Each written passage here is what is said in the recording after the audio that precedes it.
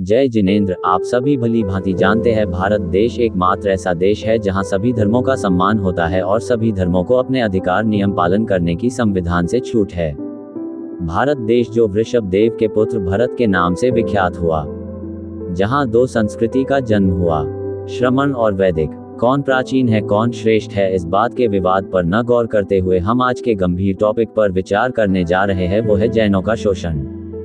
वैदिक संस्कृति को मानने वाले जो हिंदू रूप में जाने जाते हैं, वो अपने धर्म के त्योहारों के लिए जबरदस्ती गुंडागर्दी करते हुए चंदे की अवैध वसूली करते आ रहे हैं। सामाजिक सौहार्द के लिए गणेश चतुर्थी का पर्व प्रारंभ किया गया था, जिसके नाम पर आज जैनों से गणेश की प्रतिमा को बिठाने के नाम पर चंदे की वसूली करी जाती है। इतना ही नहीं, नवरात्रि, होलिका दहन, रामनवमी, कृष्ण जन्माष्टमी, सभी में यही हाल है।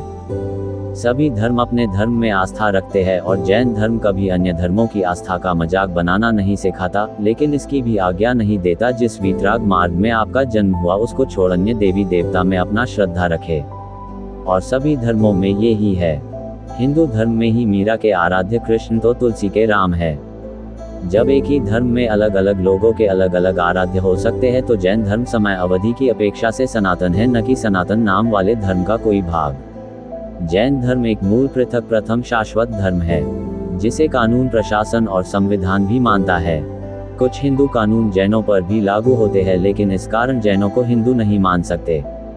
पहले ही बोल दिया था, एक ही धरती पर दो संस्कृति जन्म ली है, तो कुछ समानता होना स्वाभाविक है। परंपरा और सिद्धांत अलग अलग होते हैं। जैनों ने हमेशा अपने मन से, वचन से, तन से और धन से हिंदुओं को सहयोग दिया है, लेकिन इसका मतलब ये नहीं आप जबरदस्ती जैनों से चंदे की वसूली करें। जैनों पास धन की कमी नहीं, लेकिन अपनी अपनी आस्था होती है। मेरे हिसाब से जैन, मुसलमान, सिख, बौद्ध, ईसाई कोई भी अपने धर्म के त्योहारों के लिए अन्य धर्मों के सामने हाथ नहीं फैलाता।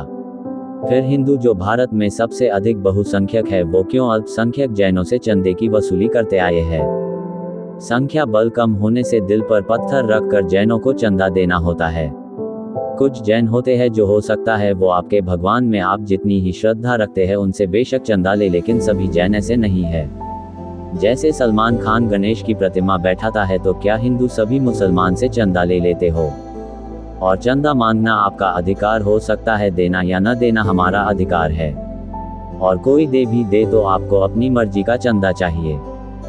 जैन चंदा न दे तो उन्हें गाली बकी जाती है, उनके मुनियों को अपशब्द बोलने लग जाते हैं, यहाँ तक तोड़फोड़ मारपीट पर उतर आते हैं। जैन व्यक्ति अपनी दुकान पर अकेला होता है, उसके साथ ये हिंदू ग्रुप में आकर दादागिरी दिखाते हैं। इतना ही नहीं, घरों में महिला अकेले रहती है, वहाँ भी ये हिंदू ग्रुप में पहुँच जाते हैं और चंदा देने दबाव डालते हैं।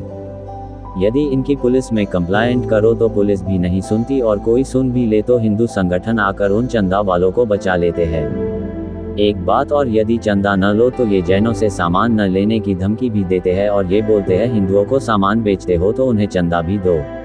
लेकिन उन्हें कौन बताए, क्या जैन हिंदुओं की दुकानों से सामान नहीं खरीदते? और क्या कभी जैन आया है हिंदुओं से चंदा मांगने? अरे 100 हिंदू जैनों की दुकान से जितना नहीं खरीदते जितना एक जैन हिंदुओं से खरीदता है। व्यापार और धर्म को नहीं तोलना चाहिए। मुसलमान भी हिंदू और जैन मंदिरों में नक्काशी का काम करते हैं। हिंदुओं के भगवानों के तो कपड़े भी सिलते हैं, लेकिन इसका मतलब ये हिंदुओं के गुलाम तो नहीं हो गए। और इतनी बड़ी हिंदुओं की आबादी अपने त्योहारों को अपने दम पर नहीं मना सकती, तो ये बड़ी शर्म की बात है। अपने माता पिता को पड़ोसी से भीख मांग कर खिलाना पड़ जाए, ये माता पिता और संतान तीनों के लिए शर्म की बात है। यदि एकता दिखानी है तो फिर हिंदुओं को भी जैनों के त्योहारों पर चंदा देना चाहिए। लेकिन हमारे अंदर सेल्फ रिस्पेक्ट अभी जिंदा है। धर्म को व्यवहार बनाओ, व्यापार नहीं। और चंदा लेने के बाद हिंदुओं को अपने पंडाल में बड़े अक्षर में लिखवाना चाहिए, जैनों की कृपा। चंदा मांगना भीख मांगने से भी बदतर है, खासकर जो तुम्हारे भगवान को मानता ही नहीं। कुछ हिंदू अपने एहसान गिनाने लगते हैं, उनसे इतना ही बोलना है, तुम कीमत ले रहे तो फिर एहसान किस बात का? इस वीडियो को जितना हो सके शेयर कीजिए, ताकि आने वाले त्योहारों पर जैनों से लूट ना हो। धन्यवाद। जय जिनेंद्र।